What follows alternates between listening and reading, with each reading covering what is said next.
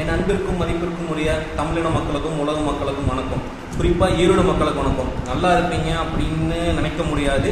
ஏன்னா ஈரோடு கடந்த சில நாட்களுக்கு முன்னாடி 3ஆம் இடத்துலேருந்து 2ஆம் இடத்துக்கு நகர்ந்து போயிருக்கு. எதில் அப்படின்னா வெப்பநிலையில். எதனால ஈரோட்டில் இவ்வளவு வெயில் அப்படின்னு பார்த்தீங்க அப்படின்னா, கடந்த 2 ஆண்டுகளில் 4000க்கும் மேற்பட்ட மரங்கள் ஈரோட்டில் வெட்டப்பட்டிருக்கு. இப்போ வெட்டப்பட்ட மரங்களுக்கு பாதிக்கு பாதியாவது நட்டு வச்சுருக்காங்களா அப்படின்னு கேட்டிங்கன்னா அதுவும் கிடையாது. வெட்டி மட்டும் தான் வச்சுருக்காங்க. அது போக இப்போ பார்த்துக்கிட்டிங்கன்னா ஈரோட்டில் நிறைய வாய்க்கால்கள் இருந்தது. இப்போ எவ்வளோ வாய்க்கால்கள் பயனில் இருக்குது, எவ்வளோ வாய்க்கால்கள் இருக்குது, இதை பற்றின வீடியோக்களும் நம்ம தொடர்ந்து பேச போகிறோம். அது போக ஈரோட்டில் மூலக்கரை அப்படின்ற ஒரு இடத்துல கிராம மக்கள் 300க்கும் மேற்பட்டவங்க வீட்டில் கருப்பு கொடி கட்டி இந்த கடந்த நாடாளுமன்ற தேர்தலில் புறக்கணிச்சிருக்காங்க. எதுக்காக புறக்கணிச்சிருக்காங்க அப்படின்றதையும் நம்ம தொடர்ச்சியாக நம்ம பேச போகிறோம். இப்போ நம்ம ஈரோடு மட்டும் தான் பேச போகிறோம், மற்ற ஊரில் நம்ம பேச போட்டோமா அப்படின்னா மற்ற ஊர்லேயும் பேசுவோம்.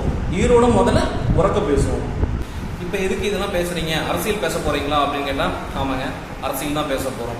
நமக்கு பிடித்த அரசியலை பேசாமல் விட்டால் நமக்கு பிடிக்காத அரசியல் தலைமையில் கீழ் நம்ம வாழ நேரிடும். புரட்சியாளர் லெனின் சொன்னது.